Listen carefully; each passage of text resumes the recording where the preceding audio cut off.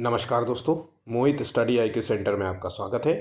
आज हम सीटेट से संबंधित जो टॉपिक लेके आए हैं वो चाइल्ड डेवलपमेंट पेडागोजी से संबंधित महत्वपूर्ण क्वेश्चंस हैं जो एग्ज़ाम्स के लिए इम्पॉर्टेंट हैं। सभी क्वेश्चंस को अच्छे से तैयार कर लीजिएगा क्योंकि एक एक क्वेश्चंस महत्वपूर्ण हैं और ये सारे क्वेश्चंस एग्ज़ाम्स में पूछे जाते हैं, चाहे वो पेपर 1 का हिस्सा हो या चाहे सीटेट पेपर 2 का हिस्सा हो। तो दोनों टॉपिक से जो है दोनों पेपर में सीडीपी आती है, 30-30 क्वेश्चंस आते हैं और ये सारे क्वेश्चंस इंपॉर्टेंट है। ठीक है, तो वीडियो को आखिर तक देखिएगा, इसके नोट्स ज़रूर बनाइएगा क्योंकि नोट्स आपके लिए बहुत महत्वपूर्ण होंगे, बहुत काम आएंगे आपके पेपर के समय।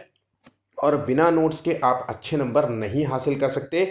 नोट से आप 130 प्लस का टारगेट बहुत आसानी से अचीव कर सकते हैं।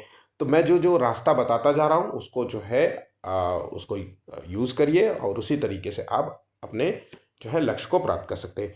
तो वीडियो अच्छा लगे तो प्लीज़ वीडियो को लाइक करिएगा, कमेंट कीजिए, शेयर कीजिए अपने दोस्तों के साथ ताकि वो भी इस वीडियो का लाभ ले सके। और चैनल को सब्सक्राइब नहीं किया तो प्लीज़ चैनल को भी सब्सक्राइब कर लीजिएगा। आज का जो टारगेट है वो है 30 लाइक्स का, लाइक मोटिवेशन के लिए, ताकि हम आपके लिए इसी प्रकार से जो है क्वेश्चंस लेकर के आते रहेंगे। ठीक है, आप हमें कमेंट भी कर सकते हैं कि आपको किस टॉपिक पर वीडियो चाहिए। मैं अभी हाल ही में जल्द ही जो है 2 से 3 दिन में आपको पेट से रिलेटेड जो है वीडियोस देने लग जाऊंगा। आप लोग मुझे कमेंट कीजिएगा कि कितने बच्चे जो है पेट का एग्ज़ाम देना चाह रहे हैं। ठीक है, जिसका एग्ज़ाम सितंबर में आई गेस 4, 5 या 6 तारीख को ऐसा ही कुछ डेट बताई गई है, तो आप कमेंट कीजिएगा। चलिए शुरू करते हैं बिना टाइम वेस्ट किए। पहला क्वेश्चन है, कोलबर्ग का नैतिक विकास सिद्धांत किस पर आधारित है? तो देखिए, पहली चीज तो याद रखिएगा, कोलबर्ग ने जो सिद्धांत दिया था वो नैतिक विकास का सिद्धांत दिया था। इसके तहत इन्होंने 3 जो है चरण दिए थे, प्रत्येक चरण के 2 उपचरण भी हैं। ठीक है, तो इतनी चीजें आपको रटी होनी चाहिए। बाकायदा मैंने हर वीडियो में आपको ऐसे क्वेश्चंस कराए हैं। अगर अभी भी आपके क्वेश्चंस गलत होते हैं तो आप कोलबर्ग का रिलेटेड हमारा वीडियो आप देख लीजिए, कोई भी क्वेश्चन आपका गलत नहीं होगा। किसी भी बुक में उतने क्वेश्चंस आपको नहीं मिलेंगे जितने क्वेश्चंस मैंने आपको दिए हैं। ठीक है, तो कोलबर्ग का जो नैतिक विकास सिद्धांत है वो संज्ञानात्मक विकास पर आधारित है। आंसर हो गया ऑप्शन ए। ध्यान रखिएगा, संज्ञान 3 जो चरण है वो pre conventional level, conventional level और पोस्ट कन्वेंशनल लेवल, ये 3 नाम है। इन 3 चरणों को इसी नाम से जाना जाता है। पहला जो चरण है सबसे इंपॉर्टेंट चरण है क्योंकि ये पहला चरण होता है और इसमें बच्चे के अंदर नैतिकता नहीं होती है, नैतिकता की अनुपस्थिति होती है। इस तरीके से आपसे क्वेश्चन पूछा। दूसरा क्वेश्चन पूछता है, किस स्टेज में बच्चे के अंदर नैतिकता जो है आंतरिक कारणों से निर्धारित होती है? तो आंसर है यहाँ पे पोस्ट कन्वेंशनल लेवल। ठीक है, और प्री कन्वेंशनल लेवल में नैतिकता होती नहीं है, इसलिए नैतिकता बाहर से दी जाती है। ठीक है, और ये ऑलरेडी इसके अंदर नैतिकता होती है।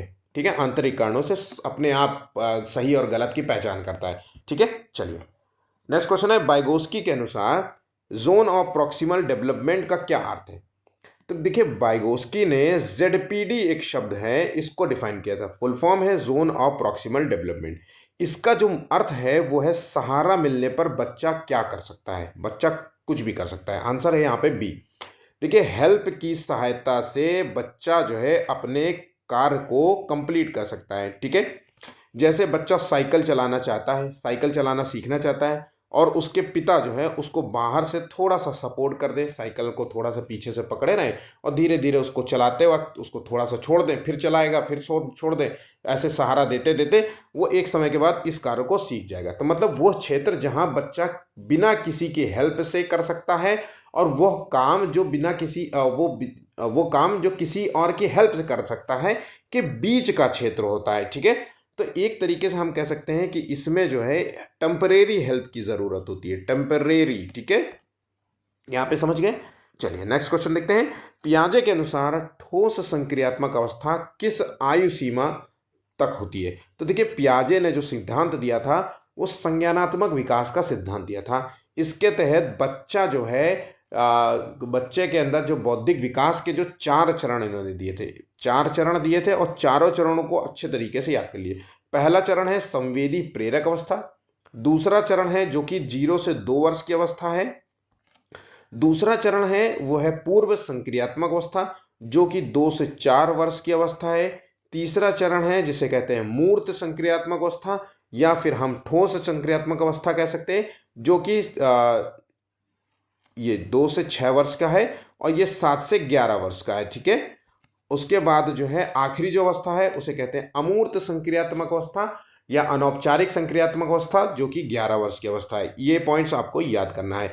मैंने पियाजे पे एक प्रॉपर वीडियो दिया है जिसका लिंक आपको डिस्क्रिप्शन में, सारे लिंक आपको डिस्क्रिप्शन में मिल जाएंगे।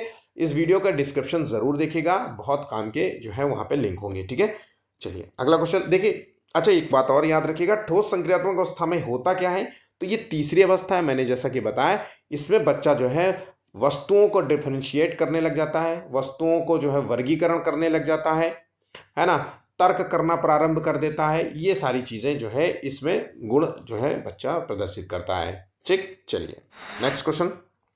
स्कैफोल्डिंग शब्द किस शिक्षाविद से जुड़ा हुआ है, तो ये जो शब्द है ये किसने जनरेट किया है, तो ये शब्द जो है वाइगोस्की से संबंधित है।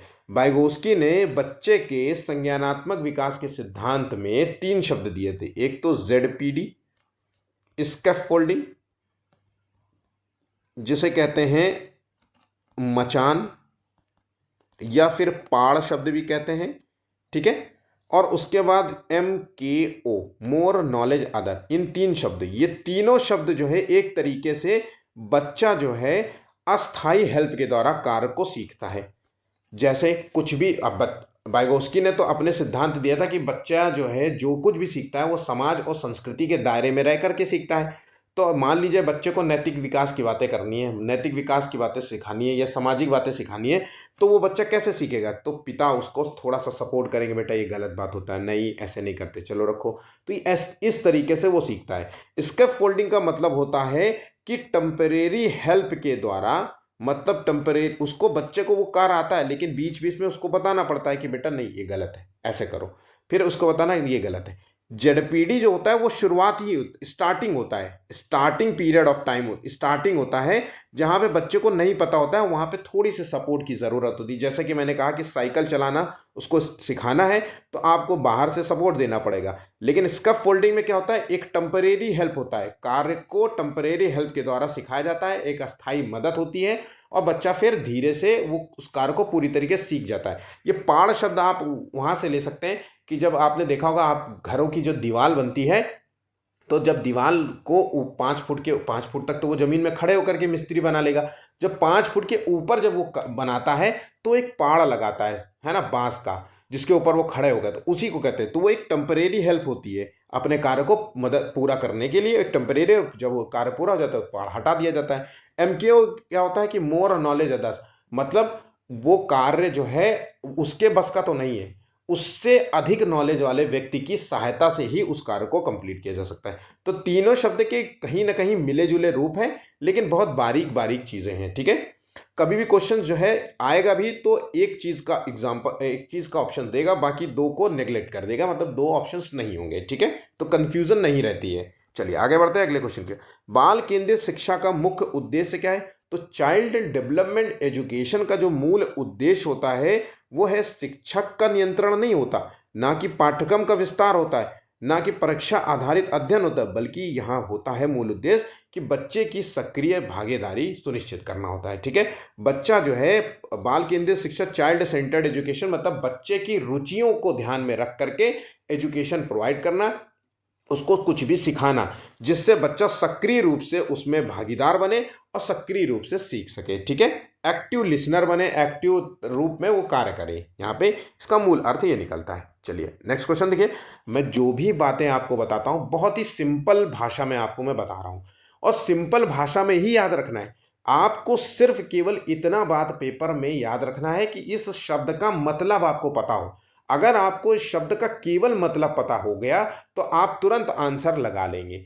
अगर उस शब्द का मतलब ही नहीं पता हुआ, अगर इसके फोल्डिंग का मतलब ही नहीं पता हुआ, या ZPD का नहीं मतलब पता है, MKO का मतलब नहीं पता है, या पियाजे के संज्ञानात्मक विकास के मतलब नहीं पता है, तो आप नहीं लगा पाएंगे। इसलिए शब्दों को मैं एक एक लाइन में जो बातें बताता हूं उन शब्दों को आप याद रखिएगा। अब अगला क्वेश्चन है, देखिए, एक बालक की मनोवैज्ञानिक अवस्था को कौन सा सिद्धांत दर्शाता है, तो यहां मनोवैज्ञानिक अवस्था को जो सिद्धांत दर्शाता है वो मास्लो का आत्म साक्षात्कार सिद्धांत। ऑप्शन यहां पे ए सही जवाब होगा। ठीक है, नेक्स्ट क्वेश्चन देखिए, फॉर्मेटिव असेसमेंट का उद्देश्य क्या होता है, तो देखिए फॉर्मेटिव असेसमेंट का मतलब होता है रचनात्मक मूल्यांकन। पहली बात तो ये याद रखना। तो रचनात्मक मूल्यांकन, अब रचनात्मक मूल्यांकन मैंने कई बार कहा है कि बहुत ही इंपॉर्टेंट चीज है। ये मूल्यांकन इसलिए होता है कि बच्चे की जो है प्रगति का मूल्यांकन किया जाता है। अब प्रगति का मूल्यांकन किया जाता है और उसका जो है उसकी कमजोरियों को दूर किया जाता है। इस मूल्यांकन के द्वारा उसके बच्चे की कमजोरियां पता की जाती है, फिर उसको दूर किया जाता है। तो यहां पे आंसर हो गया ऑप्शन बी। ठीक है, ऑप्शन यहां पे बी सही जवाब होगा। नेक्स्ट, पियाजे के अनुसार ठोस संक्रियात्मक अवस्था में बच्चा क्या करने में सक्षम होता है। तो जैसा कि मैंने आपको बताया था कि पियाजे ने 4 जो है चरण प्रस्तुत किए थे, ठीक है, बच्चे के संज्ञानात्मक विकास में। तो ये जो चरण है वो तीसरे नंबर का चरण है, और ये चरण जो है बच्चा जो है 7 से 11 वर्ष का बच्चा जो है इस तरीके के गुणों को प्रदर्शित करता है, जिसमें जो है बच्चा वस्तुओं को डिफरेंशिएट करना सीखता है, वर्गीकरण सीखता है, तर्क करना प्रारंभ कर देता है। और तर्क करना प्रारंभ करता तो है ही है, उसके साथ साथ प्रतिवर्ती चिंतन भी करने लगता है। प्रतिवर्ती चिंतन का मतलब होता है रिफ्लेक्स थिंकिंग। अब रिफ्लेक्स थिंकिंग का मतलब हो गया, अब रिफ्लेक्स का थिंकिंग का मतलब होता है तुरंत उत्तर देना। जैसे कई बार होता है ना, हमने देखा होगा, हमने जैसे कुछ किसी पे कुछ कमेंट किया, उसने पलट के तुरंत फटाक से उत्तर दे देता है। तो रिफ्लेक्स थिंकिंग का मतलब होता है तुरंत क्रिया करना, है ना, आपके एक्शन से तुरंत पलट करके वो एक्शंस का मतलब रिएक्ट कर देना।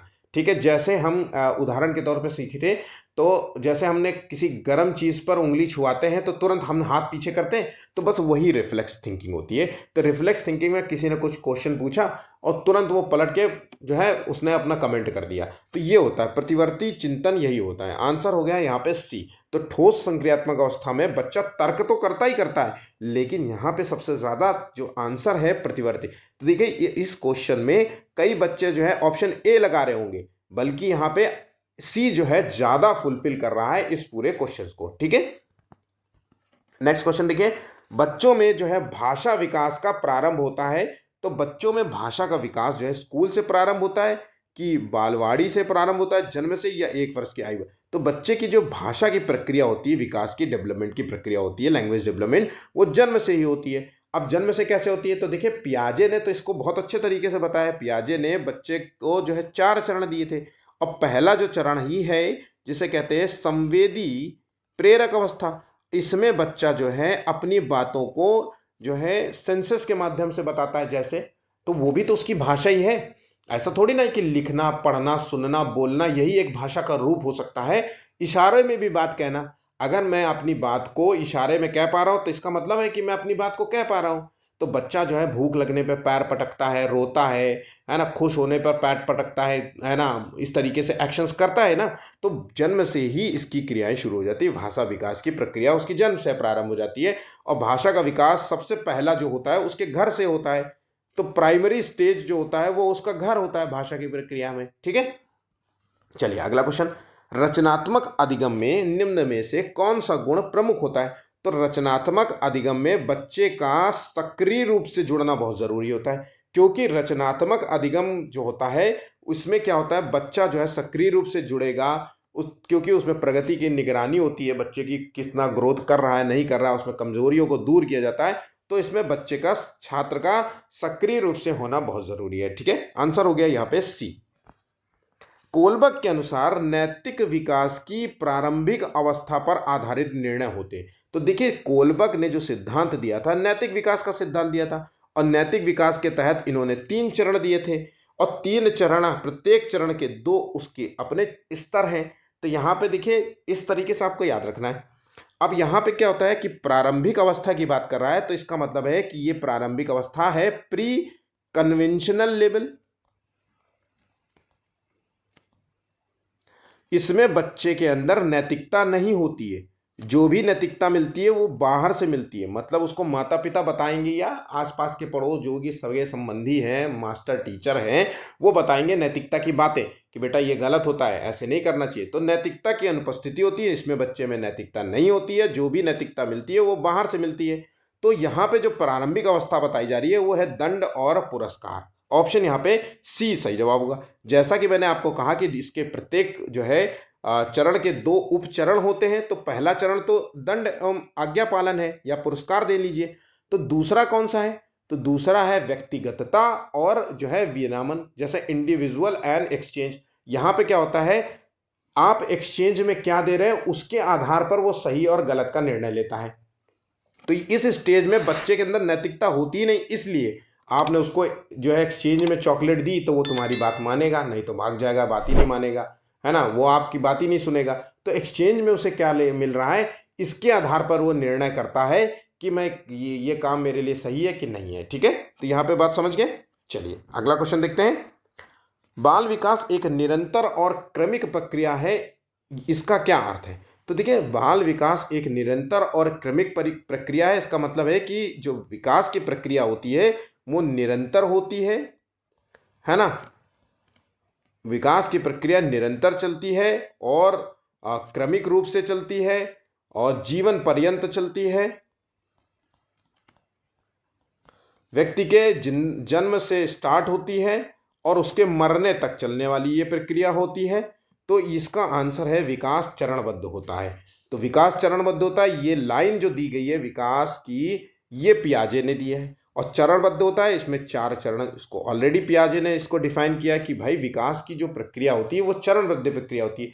बच्चा स्टेप वाइज स्टेप सीखता है, किस वर्ष में कैसे गुणों को प्रदर्शित करता है, यहाँ तक कि पियाजे ने सब चीज़ों को भी बताया है कि बच्चा पहले स्टेज में सेंसरी मोटर स्टेज होती है, दूसरे में पूर्व संक्रियात्मक स्टेज होती है, तीसरे में बच्चा जो है मूर्त चिंतन करता है, तर्क करता है, और आखिरी स्टेज में अमूर्त चिंतन करने लगता है, मतलब इमेजिनेशन आधारित चिंतन करने लगता है। तो यहाँ पे इस तरीके से उन्होंने डिफाइन किया है। ठीक है, पियाजे के अनुसार संज्ञानात्मक विकास का मुख्य कारक है।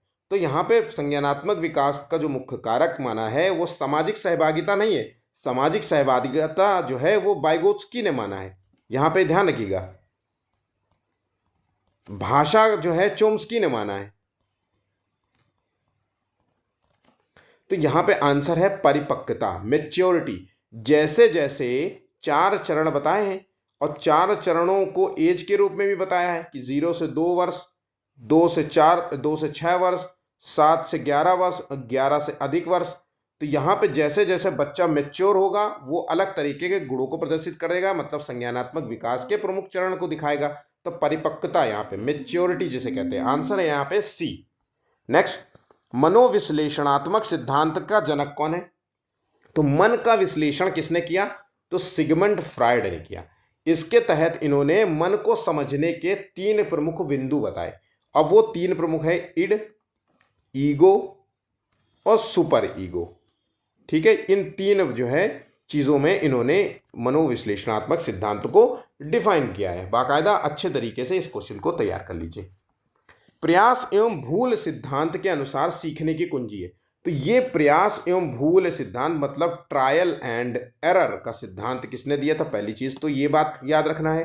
तो ट्रायल एंड एरर सिद्धांत जो है वो दिया था थॉर्नडाइक ने। किसने दिया था? थॉर्नडाइक ने दिया था। ठीक है, और थॉर्नडाइक ने ये सिद्धांत के तहत इन्होंने 3 जो है चीजें बताई थी। 3 चीजें जो है कोई भी व्यक्ति जो है सीखने का नियम दिया था इन्होंने। एक तो अभ्यास के द्वारा, एक प्रयास के द्वारा, ठीक है, और एक तत्परता के द्वारा। ठीक, तो अभ्यास जो है वो प्रयास और भूल के सिद्धांत, जितना ज़्यादा आप अभ्यास करेंगे, प्रैक्टिस करेंगे, गलतियां करेंगे, फिर से पुनः प्रैक्टिस करेंगे, फिर गलतियां करेंगे, फिर से सीखेंगे, इस तरीके से आपका सीखना जो है एक दिन सफल हो जाएगा। आप उस कार्य को सीख जाएंगे पूर्ण रूप से। ठीक है, फिर उसमें कोई कमियां नहीं रह जाएंगी। जैसे कई बार आप देखिए कि हम लोग कोई भी कार्य जो है डेली प्रैक्टिस पे करते हैं, जैसे कंप्यूटर चलाना। अब जैसे मैं कंप्यूटर पे काम करता हूं तो मेरी टाइपिंग स्पीड जो है मैं कीबोर्ड पे नहीं देखता, मुझे बस टाइप करता हुआ चला जाता हूँ। लेकिन मुझे अभी भी याद है जब मैंने पहली बार टाइपिंग की होगी तो मेरा एक बार क्लिक टिक टिक टिक टिक करके बटन देखा होगा, है ना। या फिर मैंने जैसे कार चलाना सीखा होगा तो मैंने कई बार जब कार चलाया होगा तो मुझे सारी चीज़ें याद नहीं आ रही, ये क्या है, ये क्या है, ये क्या है। आज मैं बहुत बेहतर तरीके से कार चलाता हूँ, बाइक चला लेता हूँ। तो ये सारी चीज़ें हैं। ठीक है, तो याद रखिएगा, अभ्यास से जो है आप अपने कार्य को बेहतर कर सकते हैं। ठीक है, चलिए नेक्स्ट क्वेश्चन देखते हैं। बाल्यावस्था का मुख्य सामाजिक गुण कौन सा होता है? तो बाल्यावस्था का मुख्य जो सामाजिक गुण होता है वो अकेलापन नहीं होता है यहाँ पे, या प्रतियोगिता नहीं होता, यहाँ पे सामाजिक गुण होता है, सहयोग, कोऑर्डिनेशन। ठीक है, आंसर हो गया यहाँ पे सी। चलिए अगला क्वेश्चन, संवेगात्मक विकास का सबसे बड़ा प्रभाव पड़ता है कहाँ पे? तो संवेगात्मक विकास का सबसे बड़ा प्रभाव, संवेग का मतलब होता है इमोशंस, तो इमोशंस का प्रभाव सबसे ज्यादा पड़ता है वो है परिवार और वातावरण पर। ठीक है, यहां हेरिडिटी, परिवार का मतलब होता है हेरिडिटी, और इन्वायरमेंट का मतलब होता है यहां पे हमारे आसपास के वातावरण से। ठीक है, चलिए अगला क्वेश्चन देखते हैं, सक्रिय अधिगम में छात्र की भूमिका होती है। तो देखिए सक्रिय अधिगम, जब एक्टिव जो है, एक्टिव लर्निंग क्या होता है, इसमें छात्रों की भूमिका जो होती है वो निष्क्रिय श्रोता की नहीं होती, केवल उत्तरदाता की नहीं होती, केवल याद करने की नहीं, रचनात्मक भागीदारी की होती है। मतलब अपने कार्य को स्वयं से करना। एक्टिव लर्निंग में यह होता है मैं एक्टिव हूं, मैं अपना कार्य स्वयं से करूंगा, अपने कार्य को स्वयं करना, अपने कार्य का मूल्यांकन करना, उनमें कमियों को ढूंढना, उनको दूर करना, यही सारी चीजें होती हैं। ठीक है, तो एक्टिव, दूसरों को देखना, अवलोकन करना कि वो कैसा कर रहा है, मैंने उसको देखा, मैंने देखा वो ऐसा कर रहा है, तो नेक्स्ट टाइम मैं भी वैसे कार्य करूंगा क्योंकि उसका कार्य सफल हुआ है। तो एक्टिव लर्निंग में यही होता है कि देखकर सीखना, स्वयं से सीखना, अपना मूल्यांकन करना, स्वयं कार्य को करना, है ना, ये अपने प्रोजेक्ट को पूरा, प्रोजेक्ट पे जैसे काम किया जाता है उसी का जो है अर्थ निकलता है। ठीक है, ऑब्जर्वेशनल लर्निंग सिद्धांत किससे संबंधित है? देखिए ऑब्जर्वेशनल लर्निंग का मतलब होता है अरे यार, अवलोकनात्मक सिद्धांत। कभी कभी ऐसे शब्द बन जाते हैं कि मुंह से निकलते नहीं है। अवलोकनात्मक, अवलोकनात्मक सिद्धांत जो है ये होता क्या है? तो ऑब्जर्वेशनल जो है लर्निंग होता है, ये है अल्बर्ट बंडूरा का सिद्धांत है। इसमें क्या होता है, व्यक्ति जो होता है दूसरों को देखकर उनके व्यवहार की नकल करके सीखता है, बस यही इसका मतलब है।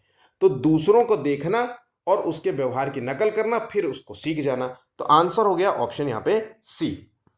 नेक्स्ट क्वेश्चन है, बालक किस विधि से सबसे अच्छा सीखता है? तो देखिए बालक जो है वो नकल से नहीं सीखता, व्याख्यान से नहीं सीखता, बल्कि स्वयं से, अनुभव से सीखता है। तो वो स्वयं, जब वो सीखेगा तो स्वयं से करके कार्य को सीखेगा, स्वयं से करके सीखना, ये इसका आंसर है। ठीक है, तो ऑप्शन यहां पे सी होगा।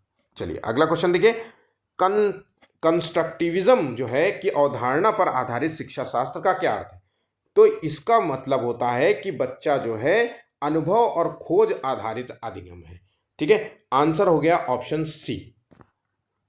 नेक्स्ट, मल्टीपल इंटेलिजेंस सिद्धांत किसका है? तो देखिए मल्टीपल इंटेलिजेंस सिद्धांत को हम कहते हैं बुद्धि, बहुबुद्धि, बहुबुद्धि का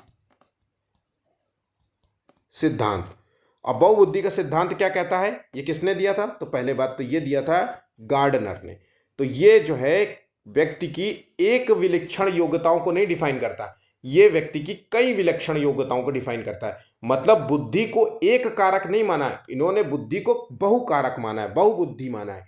अब वो बुद्धि को एक कारक ना मान करके बहुबुद्धि माना है, कौन सी? तो इन्होंने 8 प्रकार की बुद्धि के रूप में इसे डिफाइन किया है। 8 प्रकार में क्या है, जैसे म्यूजिकल इंटेलिजेंस, गणनाओं के तौर पर जो है बात करें तो मैथमेटिकल इंटेलिजेंस, ठीक है, तो और भाषाई बात करें तो लैंग्वेज जो है इंटेलिजेंस हो सकता है। ठीक है, खाली स्थान को समझने की क्षमता, तो इस बुद्धि को भी इन्होंने डिफाइन किया है। तो ये सारी चीजें हैं। ठीक है, रचनात्मकता का सही मूल्यांकन कैसे किया जा सकता है? तो रचनात्मकता का सही मूल्यांकन, रचनात्मकता का मतलब होता है यहाँ पे, जैसा कि मैंने बताया कि कंस्ट्रक्टिविज्म जो होता है, कंस्ट्रक्टिविज्म होता है वही रचनात्मकता होता है। इसमें क्या होता है, बच्चा स्वयं से करके कार्य को सीखता है, इसमें बच्चा स्वयं की निगरानी करता है, प्रगति की निगरानी होती है। टीचर अगर कर रहा है तो रचनात्मक मूल्यांकन करेगा, यहाँ बच्चा भी अपना मूल्यांकन करता है, अपनी कमजोरियों को दूर करने का प्रयास करता है, टीचर उसकी कमजोरियों को पकड़ने का प्रयास करता है, उसको दूर करने का प्रयास करता है। तो इसमें मूल्यांकन अगर करेंगे तो हम उसको गतिविधियों से मूल्यांकन करेंगे।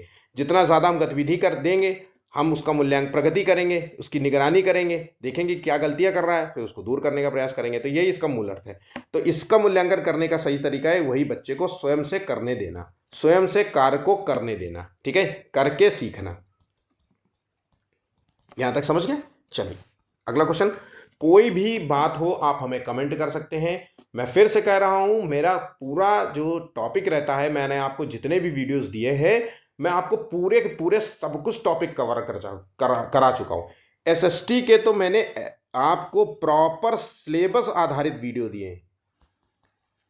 सिलेबस आधारित, जो सिलेबस में हिस्ट्री, ज्योग्राफी और नागरिक शास्त्र, इन 3 से क्वेश्चंस आते हैं, सिविक्स जिसे कहते हैं। इन 3 टॉपिक से जो जो क्वेश्चंस पूछे जाते हैं टॉपिक वाइज, मैंने बाकायदा हर एक टॉपिक पे एक वीडियो दिया है। हिस्ट्री में मैंने कम से कम 7 जो है क्लासेस अपलोड की हैं। ज्योग्राफी में मैंने आपको कम से कम 3 जो है वीडियो अपलोड किए हैं। नागरिक शास्त्र में अभी आपको हाल ही में मैंने केवल 2 अपलोड किए हैं। तो इस तरीके से मैं आपको जो है समय रहते पूरे का पूरा जो है टॉपिक थ्योरेटिकली, ऑब्जेक्टिव क्वेश्चन सब कुछ कंप्लीट करा दूंगा। कहीं पर भी कोई भी 1 रुपया एसएसटी के लिए आप मत दीजिएगा। मैं आपको जो भी करा रहा हूं उसको नोट कर लीजिए, अच्छे तरीके से तैयार कर लीजिए। अपने मेहनत से थोड़ा सा 2 मिनट ज्यादा लग। आप में से कुछ बच्चे जो हैं, कसम से कह रहा हूं, बहुत आलसी लोग हो। कुछ बच्चे जो कभी कभी कमेंट करते हैं कि सर इसके नोट्स कैसे मिलेंगे, इसका पीडीएफ कैसे। अरे मेरे भाई, 40 50 60 70 क्वेश्चंस हैं। उन 40 50 60 70 क्वेश्चंस को क्या आप अपने नोट्स में नोट नहीं कर सकते? उन 40 50 60 क्वेश्चंस में 10 15 क्वेश्चंस तो ऐसे होंगे जो आपको बहुत अच्छे तरीके से आते होंगे, उसको नोट नहीं करना है। तो अगर मैंने 50 या 60 क्वेश्चन दिए तो 40 50 ही तो नोट करने, तो उनको नोट कर लो, पढ़ लो, नोट कर लो। नोट करने से क्या होगा, आप बहुत अच्छे तरीके से उस चीज को याद कर लोगे। तो नोट्स मत, पीडीएफ मत मांगो, यही तो एक पीडीएफ है, आप अपना खुद का पीडीएफ बना लो मेरे क्वेश्चन से, ठीक है। तो ये चीज किया करो, स्वयं से करने का कोशिश किया हो। इतना सीटेट में पढ़ते रहते हो, स्वयं से करना, रचनात्मक मूल्यांकन करना, फिर भी मांगते हो, है ना। फ्री ऑफ चीजें मिलती हैं, वही कोई कहेगा कि इसके 500 रुपए दो, तो आप फटाक से ले लोगे। मैं कई जगहों को जानता हूं जो उस एसएसटी के जो है बैचेस बेच रहे हैं, और लोग वहां पे कमेंट कर करके जो है खरीदते हैं कि सर मुझे करना है, मुझे अपना व्हाट्सअप नंबर दे दीजिए। यहाँ फ्री ऑफ कॉस्ट मिल रहे हैं, तो जो है उसका कोई कदर नहीं है। तो ये चीजों को समझा करो, ठीक है। चलिए अगला क्वेश्चन देखते हैं। इकाई योजना का मुख्य उद्देश्य क्या होता है? Unit plan. तो यूनिट का मतलब होता है 1 डिजिट, केवल 1 यूनिट, संख्या मतलब 1। तो यूनिट प्लान मतलब विषय को रटना नहीं है, समय को बचाना नहीं है, व्यवस्थित शिक्षण। मैं मान लो कह लो केवल यार मुझे केवल इकलौता काम करना है बिल्कुल, लेकिन अच्छे से, तो मतलब मैं व्यवस्थित जो है काम को करने की बात कर रहा हूं। तो इकाई योजना का जो मूल उद्देश्य होता है वो व्यवस्थित शिक्षण होता है, ठीक है। आंसर हो गया है यहाँ व्यवस्थित शिक्षा। बाकायदा ये प्लान बनाना कि मुझे बच्चों को किस तरीके से शिक्षा देनी है अपने टॉपिक्स को। जैसे मान लीजिए ये इतने टॉपिक हैं, इन टॉपिक पे मैंने केवल एक टॉपिक पकड़ा और उसका यूनिट प्लान बनाया, प्लानर जिसे कहते हैं, और फिर मैंने उस प्लान के आधारित अपना पूरा टॉपिक, पूरा जोर, पूरा समय उस बच्चों को जो है पढ़ाने में लगा दिया। तो इससे क्या होता है, व्यवस्थित शिक्षण होता है। इससे बच्चा पूरे टॉपिक को कवर कर पाएगा, टीचर भी सही से रूप में। अब पता चला वो एक ही दिन में सारी चीजें पढ़ा रहा है, तो ऐसे नहीं हो सकता। तो यहां पे ये चीज होती है, यूनिट प्लान का मतलब होता है व्यवस्थित शिक्षण देना, ठीक है। मनोबल का शिक्षण में क्या योगदान होता है? तो मोटिवेशन क्या होता है, ये बाहर से दी जाने वाली एक ऊर्जा होती है जो किसी व्यक्ति को किसी कार्य के लिए उत्तेजित कर देती है। तो यहां पे बस यही है, इसका मूल अर्थ है। तो मोटिवेशन जो होता है वो छात्रों को सीखने के लिए मोटिवेट करता है, प्रेरित करता है। आंसर हो गया ऑप्शन बी, ठीक है। समावेशी शिक्षा इंक्लूसिव एजुकेशन का लक्ष्य है। तो समावेशी शिक्षा का जो लक्ष्य है वह विशेष बच्चों को अलग रखना या सभी बच्चों को समान अवसर देना। तो समावेशी शिक्षा का मतलब होता है सभी बच्चों को समान अवसर देना। और वो सभी बच्चे कौन से होते हैं? जो मेधावी हो वो भी, जो सामान्य हो वो भी, जो विशेष बालक हो वो भी। विशेष कौन से होते हैं? तो विशेष बालक जो दृष्टिबाधित हो, जिनको सुनाई दिखाई कमजोर हो, आईक्यू जिनका कमजोर हो, जो बोलते थोड़े से कम हो या कम शब्द निकाल पाते हो, तुतलाते हो, इन सभी बच्चों को एक ही रूप में समान अवसर देना। ऐसा नहीं कि मेधावी बच्चों को जो पढ़ने में ज़्यादा अच्छे उस पर विशेष ध्यान दो और विशेष बालकों को ध्यान न दो, ऐसा नहीं है। और हर बच्चे की व्यक्तिगत जो है क्वालिटीज को ध्यान में रख करके शिक्षा देना, ये इसका मूल अर्थ निकलता है। ठीक है, अगला क्वेश्चन है, बच्चों के व्यवहार में परिवर्तन को क्या कहा जाता है?